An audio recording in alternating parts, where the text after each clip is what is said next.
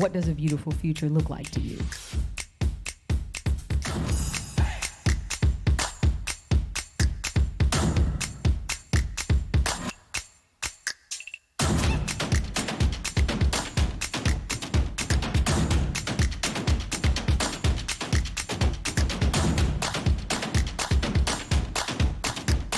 You can flip a negative mood on its head. This was a talk that was all over the place, but then New York, you are all over the place. There are experiences that you just don't get anywhere else.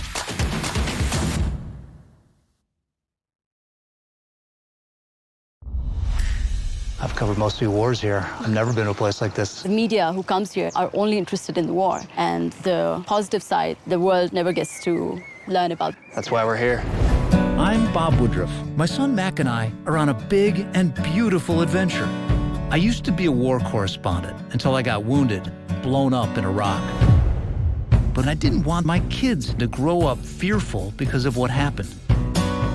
I'm Mack Woodruff. My dad has seen the worst in some of the world's most troubled regions. And now, we're hitting the road to seek out the best in them. You have to make it bigger to show love.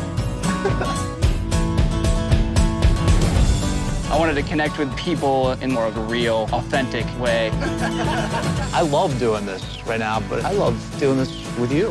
My 10-year-old self would probably be pretty jealous of all the time I get to spend with you now.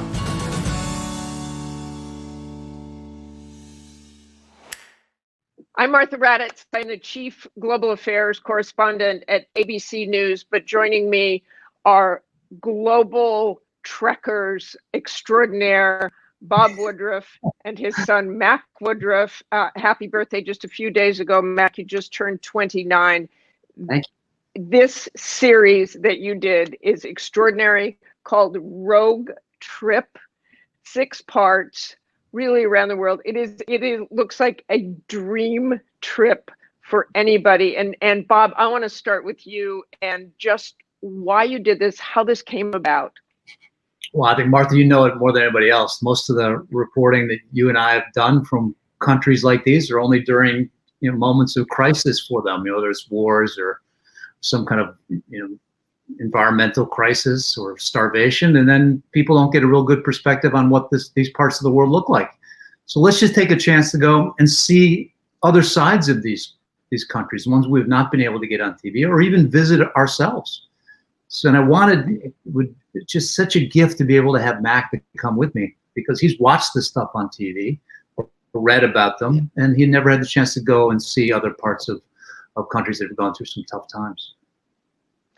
I want to back up a little bit, Bob, and your career at ABC has been and remains pretty extraordinary, and the places you've traveled, and you were, of course, injured in 2006, and that's part of this series too. You say you don't want your Mack. You were a young kid when your dad was injured, and Bob, you say you don't want your kids, and Mack is one of 4, to grow up fearful.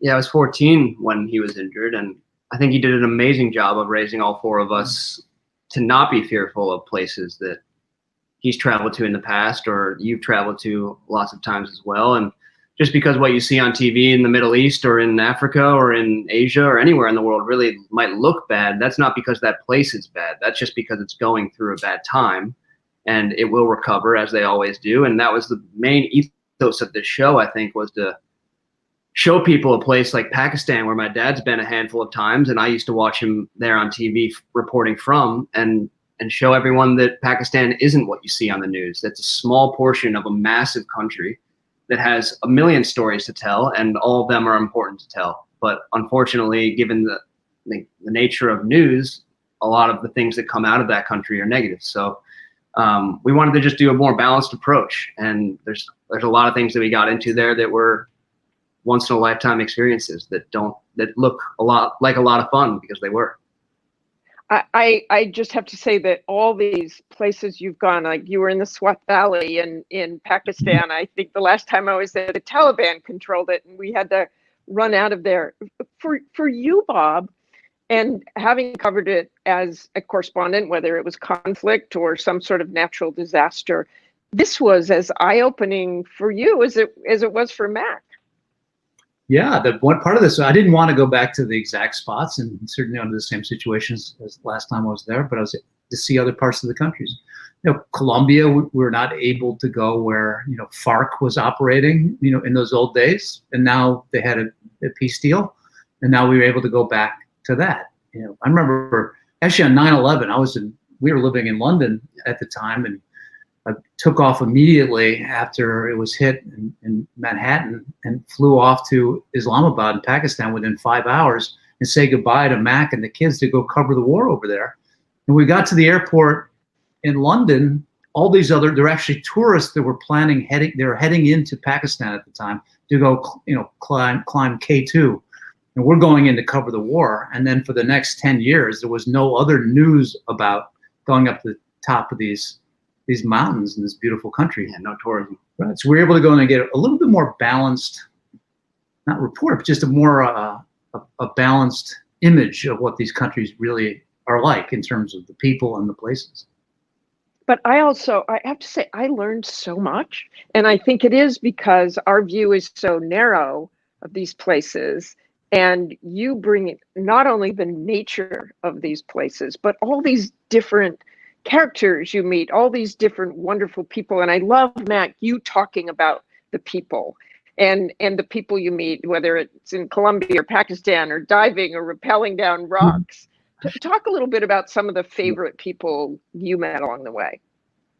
Well, first, I think my relationship with the people on the show was a little bit different than my dad's. He's been a journalist for 20 plus years. And so he's always used to going into these scenarios and interviewing them and sort of trying to extract information from them on a timely basis because that's his job and that's why he's being paid to be there. But now the whole relationship with the place has changed and we're not there to just extract information. We're there to experience life with them and do the sort of things that they do on a daily basis. So we met tons of amazing people. It gives you a lot of perspective on how lucky, I am to be born where I was. And just makes me really feel blessed, and especially to have a dad that does what he does and is willing to take me along for the ride. Yeah, I have a son. Oh, go ahead, Bob. No, I was gonna say we don't want to give the impression that all the people in the world are exactly like us. The lives are just like us. You go there when you can. Everything's different. You can have so many different ways to get a sense of what the people are like in other countries, what the place is like. And sometimes it's the best, as you know, Martha, more than anybody, it's always the best to be able to physically go there. If you can't do that, at least have a way to show in as many details you can about what the people are like. And it's a gift to give to people, because we don't want people to think that everything's like America. We make sure one of the lessons is not to impose ourselves on other countries, because their cultures are incredibly great. We don't need to have them just like ours. And I think that's one of the messages that I like to have to develop out of this story.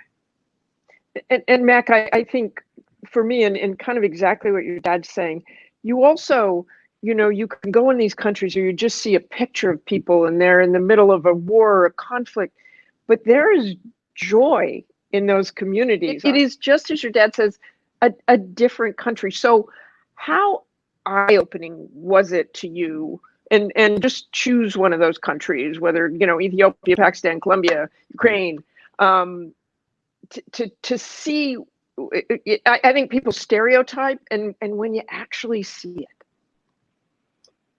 Yeah, a very clear depiction of joy for me was within our first hour of being in Ethiopia. We started driving in our caravan of cars, and we pulled off the side of the road, and we saw probably 20 or 30 kids doing backflips into this pile of leaves, and we had no idea what was going on. And we pulled over and we started talking to them, and they were part of this sort of kung fu club, and they were practicing all of their moves. And so my dad and I just joined them for like a full 45 minutes. And you enter a place you enter a place like Ethiopia, and it's so starkly different from what America looks like, especially in terms of average household income and stuff like that. And that just looks a different way. But when you come up to this group of kids, they're just like all the other kids, and they have their own unique experiences, but mostly they're just happy, and they just love all the same things that I loved as a kid. And I felt like I was immediately able to connect with them, even though our life experiences have been so radically different. I have to say that was the first foreign assignment I ever had, and I was about your age, Mack Woodruff. I was going to say before that I have a son your age, and I think he doesn't really have any idea what I do. I mean, he watches it on TV occasionally, you know, kind of knows what I do. And so that, I mean, I think most people assume that you knew everything about what your dad does, or, you know the business really well. Kids oftentimes don't really pay much attention to what their parents do, right? No matter who their parents are or what they do. Yeah. Well, you have so much pressure on you now, Martha, to give your kids That chance. No. They're going to say that. But for you, Mack, I think, talk to a kid your age whose parent does anything. I mean, you don't really know about that, and to have your eyes open to see your dad kind of in action. I loved watching your face, or watching your expression, or watching your pride in your dad. Tons of moments of pride all throughout the show. Some moments of embarrassment, obviously, but I think clearly. I went through my early life seeing my dad on TV all the time, and I think maybe part of me thought that was kind of normal. Like, why don't all these kids have their parents on TV? And then it wasn't until I grew up a little bit when I realized how unique of a job my dad has. And I'm not going to pretend like I knew everything that went into it because I didn't. All I would see, like everyone else, was the polished 2 or 3 minute long piece that aired on the evening news. So it wasn't really until I did this show with him that I saw what the conditions are like on a daily basis, how much planning goes into it, how you have to set everything up and repeat things if something doesn't go well. I think that there's so much more that goes into making something like this than I ever could have imagined. I mean, we planned it for months and months, and then it's been already finished for months and months, and it's still not even ready, and it's coming out, today or whenever this is going to air in a couple of days. So it's just so much that goes into this. And Bob, one of the things I loved about watching this was, and it's often like I always love when a younger reporter goes over and has a fresh eyes on something. You are a natural born reporter. Mack, put in that situation, just seemed, and I know this word is overused, just so authentic. And those two voices together were pretty amazing and offered such a different perspective on these things. Yours, the old war correspondent, not so old, but and the fresh eyes of Mack. When you were watching him, what was that like? When we started in the beginning, I didn't know what his reaction was going to be to the topics we were going to go see, and also how exhausted he will be from really not sleeping very much, going to some really nasty weather and heat and long distance traveling, a team of others, and it's amazing how he adapted to it.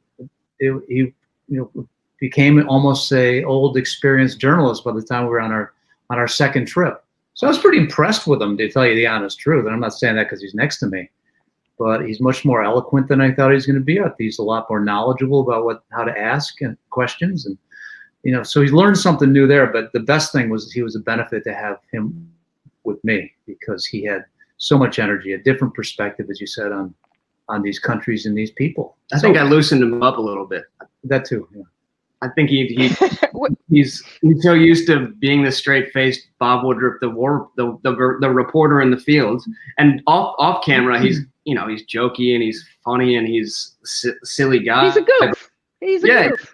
But it's not true. But on camera, very professional guy. So I got to crack that shell open. I always fear of failures, no question about it. Yeah. So maybe I do get more serious than maybe I am normally. But I think we also I won't probe that, Bob. We just learned how each other work. I've never seen him in the office, and he's never seen me at the various jobs that I've had. And so now that we both have the exact same job for a short period of time, we got to see what that looks like and how each other reacts to that. But it was also 6 months together. Now we're in the middle of COVID, so there's a lot of time together as well. But under that kind of pressure, under that kind of fatigue, and by the way, Mac, I did love the parts where you say, my dad slept in this morning. Okay, so those were some of my favorite parts. But that much time together, you said at one point your 10-year-old self would be really jealous of all the time you're spending with him now. Were there ever any times where you thought, I just wish my old man would like go out and get a beer or something and leave me alone? More times than I care to remember. I mean, we're very similar, and I think that means that we sometimes butt heads. But you know, spending time with any one person for that length of time, you're gonna have some instances of not getting along. So there was nothing ever bad, but I wish that he could have ridden in a different car than me more often than he did. There is a moment when we did, break up that way and put in different cars. And during that, because the camera was rolling, he made fun of me in that car, and I made up with him. I made fun of him. We imitated how we both exist in these cars, and my dad can sleep pretty much anywhere, so he can sleep, in a Humvee, in the back of a Jeep, on an airplane. It doesn't matter, during a live concert even. So. It's a real gift that I don't quite have. I think I'm better than most, but wow. I gotta say one thing I did learn, Martha, on this trip is that I don't know. I think you have better access to talk to people too and get a little bit more personal when you're going there with your son, as opposed to just going there as a correspondent for some American television. Somehow they opened up to us a lot more because that's what we are. I mean, there's a moment in Pakistan, which is in Swat Valley, where we had a group of people who really kind of wanted to show the rest of the world that, look, this is Swat Valley. I know you guys only think this is filled with Taliban and terrorism, but this is what we do, and this is our life. And we got a really good introduction for Mack into the Islamic world as well. And there we are, jumping off the edge of the river and going in the water and playing cricket. But anyway, these people came out and just cheered us, and this was not some kind of propaganda from the government to show how beautiful. This was actually a real human reaction to us there. And you realize that's the way we would be if we had this cool family from some other country visiting our small village in the middle of Nebraska. That hadn't seen tourists in decades. Yeah, and they just have the same kind of reaction. So I think we got a real good, accurate sense of what people's reaction would be to people if they went there. But also, what do you think? A little bit excited to Tom Cruise. They thought your dad was Tom Cruise? Yeah, Tom Cruise, yeah. Oh, please don't tell him that. That's all is for people to mistake him with Tom Cruise. We do not want that, nor does your mother. Okay. Let's talk a little bit about what you think in all these countries, and I love that story about Swat Valley, learned from you. Learned about who you are and where you come from. Well, I think that in other parts of Pakistan, they realized we cannot really play polo very well. I think they learned that. That's not our yeah, I think that's for sure. Not good. What else? I mean, I think they learned. I mean, they were endlessly curious about us. Obviously, we were there because we're endlessly curious about them. But they've also been. It's interesting to hear perspectives from people from other countries about the United States. I think that the reason why these countries are labeled as rogue is because they've had a lot of conflict in the past. But it was interesting to hear from people who were a little bit, they were tentative or scared to go to the United States because a lot of the news that they hear out of our country makes it seem sort of like a dangerous place. So, rogue nations don't exist only outside of our borders. There are places within our country that are perceived to be dangerous and scary to others. They ask as many questions. Yeah, that's true. Go ahead. No, it's just that we realized. I'm just here to listen. Yeah, the people in all of these countries asked a lot more questions of us than we really expected. I mean, they had their chance now to see some Americans and what would they be like. So it wasn't just us, as Martha, we always do when we go to these kind of countries often, where we ask all these questions, we get answers from them. This kind of reversed in many places because they wanted to know as much about America as we wanted to know about them. And Mac, you said in one of the segments that one of the beginning segments that was a little hard for you to ask difficult questions at first, and watched your dad, who again is just really the most natural reporter ever. So how did you get over that, or what did you think made you feel uncomfortable? I think I was a little bit maybe embarrassed at the beginning to just walk up to someone and start asking them a ton of questions. It's never been my thing. I mean, I grew up with a journalist in my house, and he would always do it to me. And so that sort of repelled me, I think. For the longest time, I didn't want to do anything that my dad did. I didn't want to be a journalist. I didn't want to do any sort of, I didn't want to be on TV, anything like that. So I think at the beginning, I was just hoping to establish a different relationship to these people than what I saw my dad do. But also, I think I was a bit intimidated by it.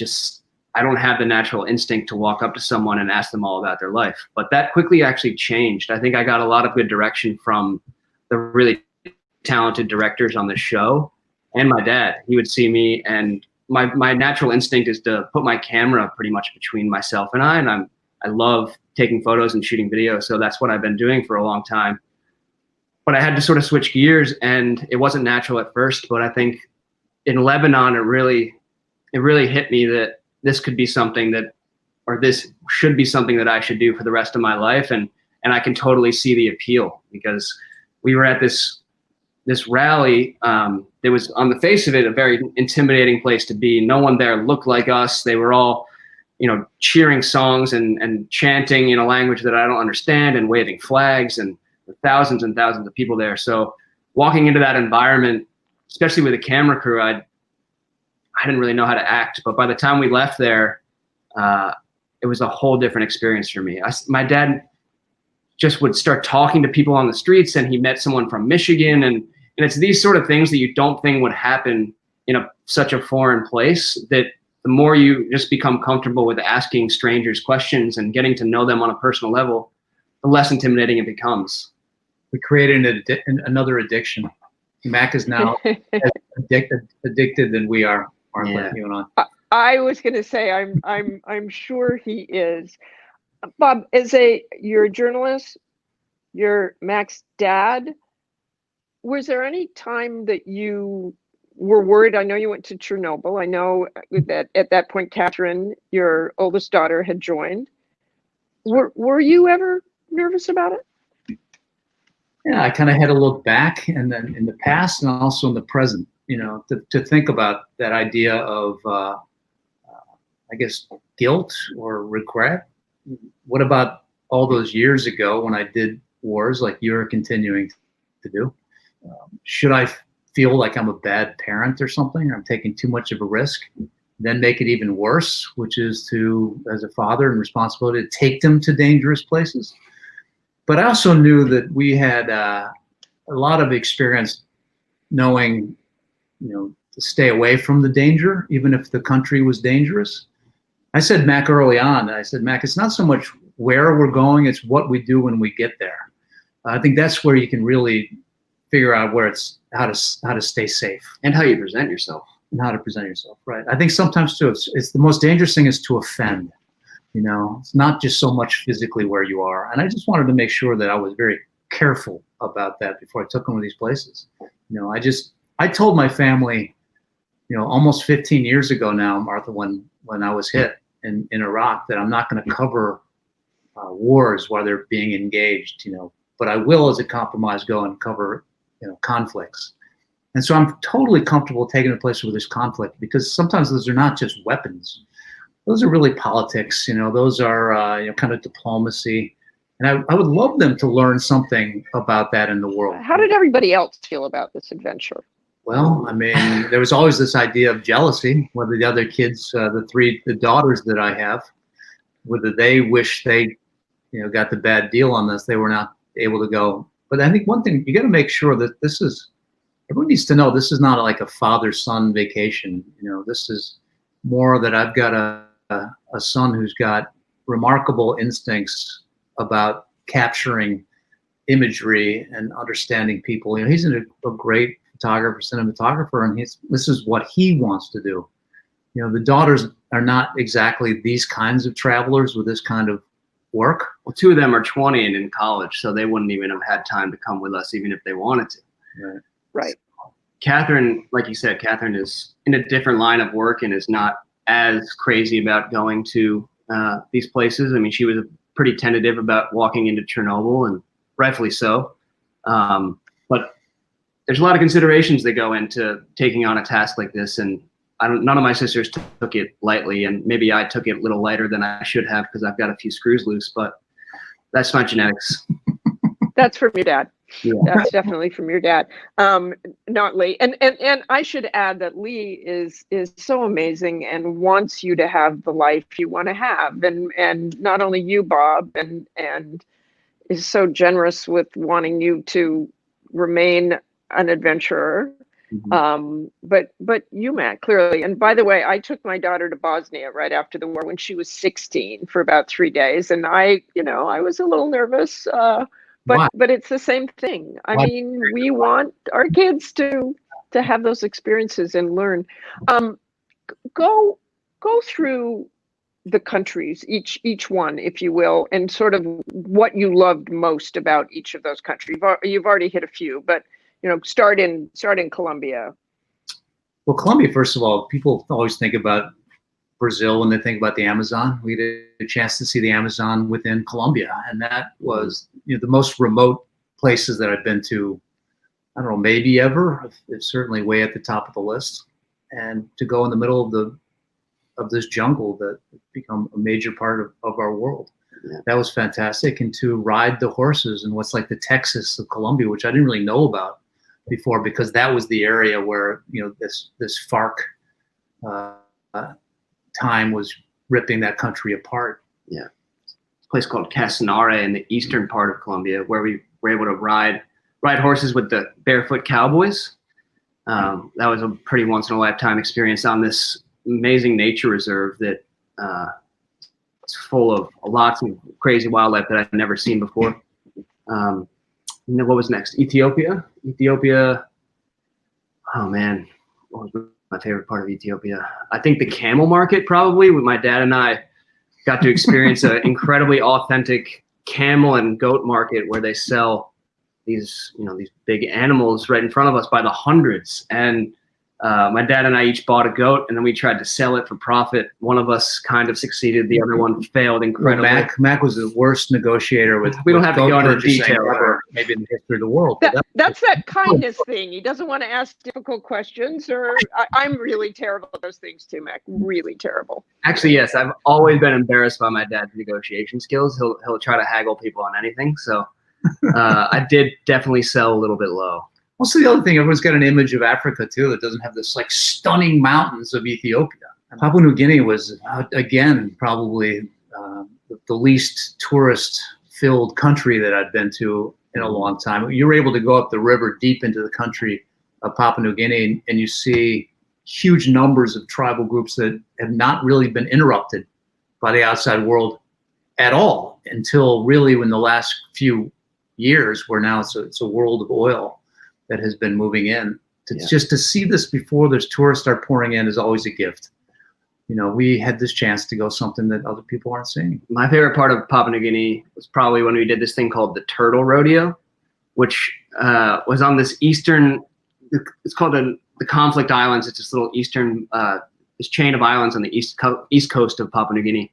And they do a lot of green turtle research. So in order to tag the male turtle, since they never go ashore, we had to ride on a small boat and chase these turtles around, tire them out, and then jump onto their backs and grab them and pull them into the boat. So that was, I didn't even know that existed, but then we got to do it. Unfortunately, Nor did I.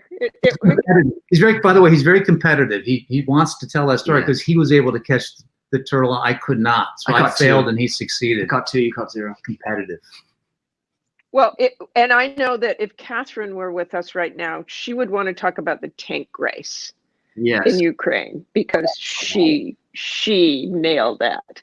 Yeah, that was an incredible experience on so many levels. First of all, Bob, you getting back in an armored vehicle, which is where you were injured with the Iraqi army in 2006. You were in a tank. So start with that, and then we'll go to the other countries. But What that was like getting back in? Did you even think about it? Was it hard, not hard? And then, of course, you make a race out of it. Yeah, you got to have fun. You got to have fun with stuff that was not so fun back then to give you a little bit more happiness. I never really even thought about somehow because it's a tank, therefore I shouldn't go into it because I could get blown up. But I knew there were no IEDs anywhere in the area. It was done with these old tanks from decades ago, and I just wanted to have a competition with my kids. But I didn't have PTS, Martha, from what happened. This was a very fast blast that shocked me into change, and I didn't really have that constant fear of getting in a tank again. So I was okay with this, but that was a question my kids were asking. Yeah, we had a long conversation about it, even though it wasn't something that he was thinking about in terms of his PTSD of getting back into a tank. Catherine and I were talking a lot about it, and it just speaks a lot about my dad's character that he was able to get back into a tank and was excited about it and wanted to race them. I mean, he's able to move past incredibly traumatic things and maybe compartmentalize things better than anyone I've ever met. And he saw the opportunity to do something fun, and even though it was including a piece of heavy machinery that has horrible memories for him, it didn't faze him really at all. And he came in dead last in the tank race. So so he loved it no matter what. I knew that's what you wanted to talk. The turtle, Bob, you just can't win, right? No, the turtles. We shot so much stuff, Mark. There's other things I've lost to my son, and I guess we got those cut, which is nice. I'm sure. He's really good at it with a microphone in his hand, not so much at competing. Yeah, that's good. Good with the microphone. He looked pretty good on that horse too. And I was watching the horse in Colombia, whether you were gripping both hands or anything of the horn on the saddle. Pakistan, you talked about Swat Valley, Colombia, Lebanon. Tell me about Lebanon and what you liked about Lebanon, and for you, Bob, how much it's changed. Well, the thing is, Martha, when we were there, it had changed. And then since we came back, it changed again. So it's hard to catch up with Lebanon, what's happening this week compared to last week. But I know that we've reported out of Lebanon when the refugees have poured in out of Syria. And we've seen a country that's certainly changed since that kind of calmed down a little bit. But we were also, while we were there in Beirut, there was a drone that was dropped on the Hezbollah office while we were there. So I, of course, had to run down and go see if I can get some shooting of it, what was happening. And Mack went off to another part of Beirut at the time to go talk to some other the people and some of the kids in that city. So in some ways, we had in Lebanon, I think we had a little different approach to what we wanted to see. And then we got to go diving in the Mediterranean Sea just off the coast of Beirut, and that was something I didn't even know existed in Lebanon. But they've actually sunk some old military equipment in the sea in order to help generate coral reef. So we were able to see the initial, what progress they've made there. And then we got to go paragliding over this incredibly beautiful coastline, all with the backdrop of some conflict with Israel too. So Lebanon is, it's a very fascinating country that's full of different contrasts, and it's not at war, but it sort of feels like they're in constant conflict. And you've been there more than I have, but the people there were also incredibly nice, probably the nicest people we've met, and the best food by far. Oh yeah, very, very good food. You said you were a little uncomfortable at the rally for the cleric Muqtada al-Sadr, who I certainly know from Iraq. How'd you get over that discomfort, and kind of describe that? Yeah, well, we walked in, or we were in traffic for a really long time trying to get there because there were tons and tons of cars with the same idea. And we pulled up, and immediately there was a disturbance at the front gate where someone got hit by a car, we think, and then there was a fist fight that broke out. So we kind of scrambled away from that and then went through 4 or 5 security checkpoints where they searched all of our bags, metal detected our camera equipment and all of that. And so right off the bat, it was just a bit of an intimidating scene. And then there were, not to mention, there were thousands and thousands of people there. but on the face of it, it was an intimidating place to be. But after being there for 10, 15 minutes and talking to some folks, you realize that there's nothing weird or different going on there than a typical rally or peaceful protest back in the States. And they're all there because they're passionate about something. And the more I talked to the people there, the more I understood that. And even though it looks a lot different than the peaceful protests that I've experienced before, it wasn't a hateful message. It wasn't anything negative. That they were just commemorating a fallen hero that has been missing for a really long time. I'm sure it's bad. Yeah, I mean, it's great to have Macks see another side of all this. These are all the kind of events where people assume, oh, well, this is an extremist, group of people. Or when you get inside and you talk to people, you realize they got a real, very similar to the way we think about things. At least we consider our families the same, our friends the same. The most important things in our life is our kids, and you get that. No, we just want to make sure though that this, we are not saying that all the people in the world are just like us, who we're all very pretty much kumbaya the same. But we just wanted people to know there are people out in the world, cultures in the world that are so tied together and so stabilized compared to ours that it doesn't mean that we are completely different and dominating humans in America, in the USA. That's one of the things I wanted to show Mac, that we are not the supreme, we're not the greatest things ever born. We are the ones that are part of this world that have cultures that are fascinating. You just need to go out there and live through it a little bit. And so I just wanted him to see what the world is like out there. And Mac, you really probably have more experience now than most journalists your age. And I know you talked about this a little bit and learned those lessons your dad wanted you to learn. But as a person, how did it change you? That's a great question. I think I might have been a bit naive before going on this trip about what it takes to tell a full story that makes its way onto the news, to create a TV show, and just everything that goes into that. But beyond that, how no matter what country you go to, if you're scared to be there in the first place, you very quickly become acclimated with the environment that you're in, and hard things become less and less hard the more you do them. And so even though the first couple nights in a new place might be unfamiliar or a bit intimidating, if you just open your perspective and realize that we're all just existing on in this earth together, and the people there have been doing this for forever, so there's no reason why you can't do the same.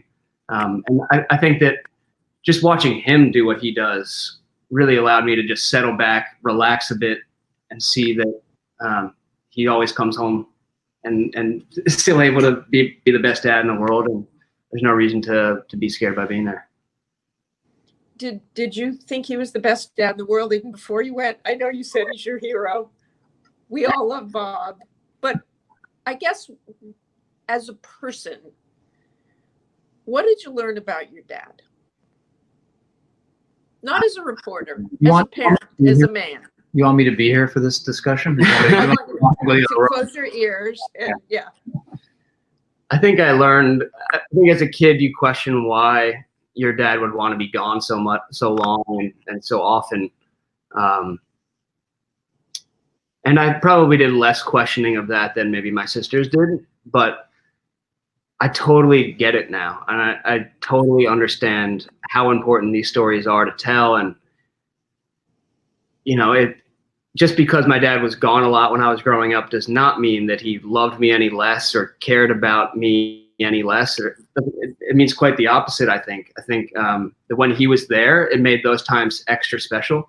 And now we've had the opportunity to travel together for 4 months. And I've just learned how much of a hard worker he is. And, when he's Bob Woodruff, the reporter, he's the hardest working man you'll ever meet. And then when he's Bob Woodruff, the dad, he's a little bit more of a goofball, a little bit more.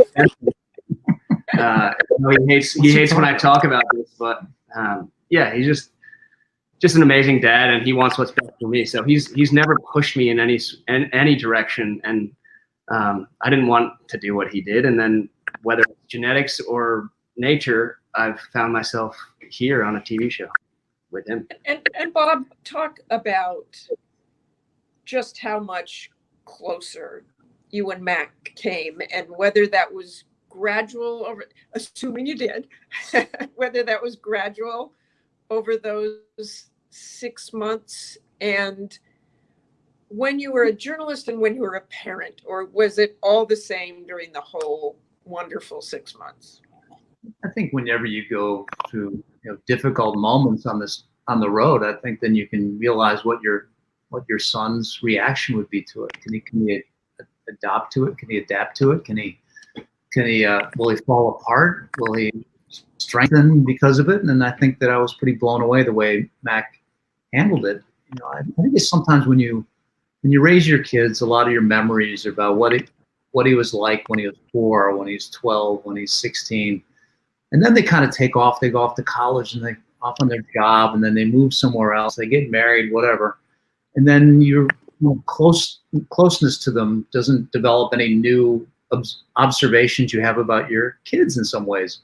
You have this amazing gift to spend, 5 months on the road, staying in the same room, sharing the same beds with your kid. I mean, that's a pretty rare gift. It's one that gets your relationship much closer, but you also realize some of the things you don't like, but not nearly as many things you find out that you love.